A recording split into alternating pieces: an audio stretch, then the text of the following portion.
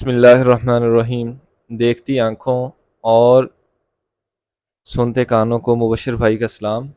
सबसे पहले ये जो कैमरे में आप शख्सियत देख रहे हैं, तो इसका मुख्तसर मैं तारफ़ करवाता चलूँ आपको। इनका नाम मोहम्मद उस्मान है। ये मेरे छोटे भाई हैं। तो चलें आज इनसे कुछ मालूमात लेते हैं हम। तो उस्मान साहब, हमें ये बताएं कि मौजूदा सूरत हाल कैसी है महंगाई के पेश नज़र। अस्सलामुअलैकुम व्यूवर्स।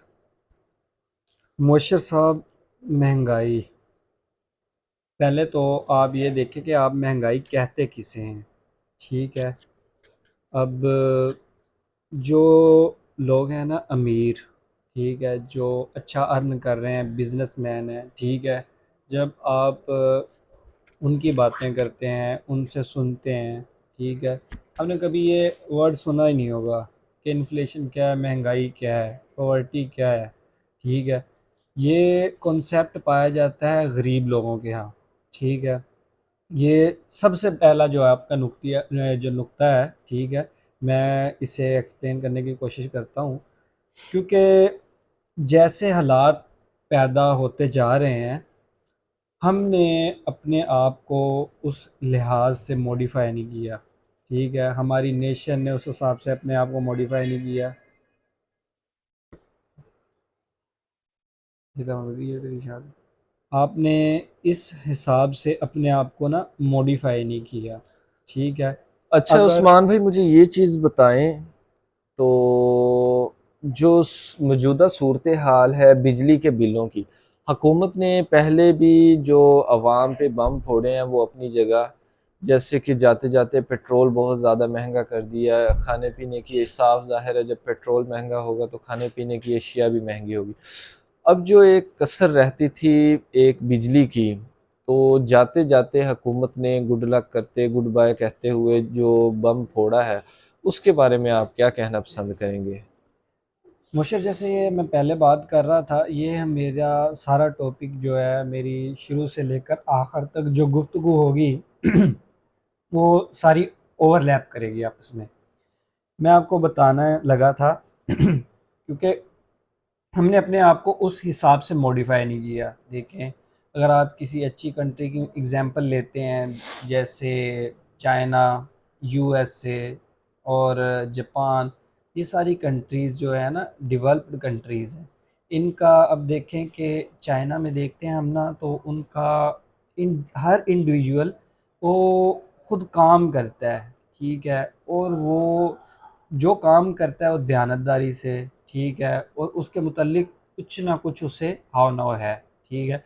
अगर हम देखें, इधर हमारा कंपैरिजन कर लेते हैं, तो जो हमारे किसान हैं नहीं वो उस्मान भाई, बात सुने।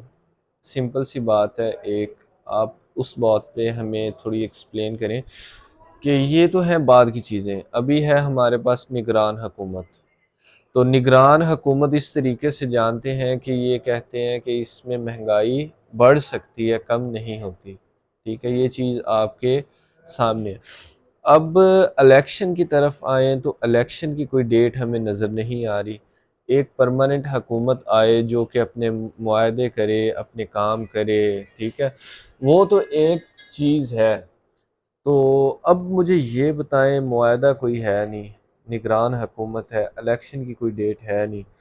तो अब मुझे ये चीज़ आप बताएं कि अवाम के साथ ये क्या हो रहा है। ये अब बिल जो आगे हैं, एक रेडी वाला जो है जिसकी आमदनी ज़्यादा से ज़्यादा मंथली होगी 5, 6, 10 या 20, 15, 20 हज़ार लगा लें। अब उसका बिल आ रहा है 10 से 15 हज़ार और 20 हज़ार तक भी आ रहे हैं। तो अब ये मुझे बताएं कि वो कैसे ये फेस करेंगे, ये चीज़ मुझे एक्सप्लेन कर दें थोड़ी सी। जी मुबशर भाई, आपने ना मुझे कहा है कि आपने इस चीज़ का मुख्तसर तारुफ करवाना है। ठीक है। ये एक यकीनन बड़ा मुश्किल मरहला है। ठीक है। एक मज़दूर जिसकी उजरत 500 से लेकर 1000 के अंदर है, वो अब रोज़ाना ज़्यादा से ज़्यादा उससे मैक्सिमम 1500 कर जाएगा। उससे ज़्यादा वो क्या कर सकता है? कुछ नहीं कर सकता। देखें अब उसने भी ये पे करना है, ये तो यकीनन एक बहुत बड़ा झटका है एक गरीब इंसान के लिए, एक मेहनत कश इंसान के लिए। वो यकीनन उसके लिए ये बहुत मुश्किल होगा।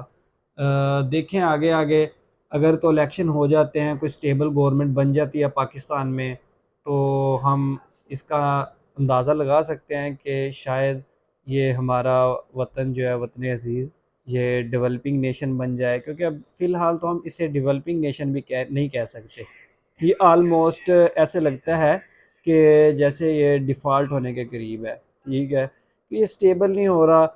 जी देखें, जब आपकी ना कोई इतनी लेवल की एक्सपोर्ट है, सर ठीक वो है? बात सुने आप, आपकी बातें ठीक है, हर चीज़ की हर इंसान को समझ है। अब बताएं कि एक आम जो इंसान है वो क्या करे, उसका शॉर्टकट आप जो रास्ता है वो बता दें कि हम क्या करें कि हम इस मुश्किलात से निकल सकते हैं। कोई ऐसा तरीका है आपके पास?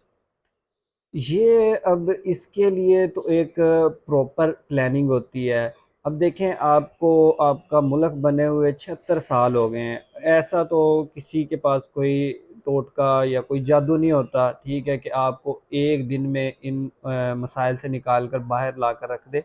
अगर फ़र्ज़ करें कि गवर्नमेंट ऑफ पाकिस्तान सुबह अनाउंस कर दे कि आपने 100 रुपये पेट्रोल सस्ता देना है, सस्ता सेल करना है, तो ये जो माफिया बैठे हैं, क्या आपको लगता है कि कोई एक बंदा भी 1 लीटर सेल करे? वो सारा पेट्रोल ही छुपा के रख देंगे। इसी तरह चीनी है, ठीक है, और जो ज़रूरत की चीज़ें हैं, ये अगर आप इनकी प्राइस एक दिन में गिरा भी दें ना, तो ये आपको मार्केट से ही नहीं मिलेंगी।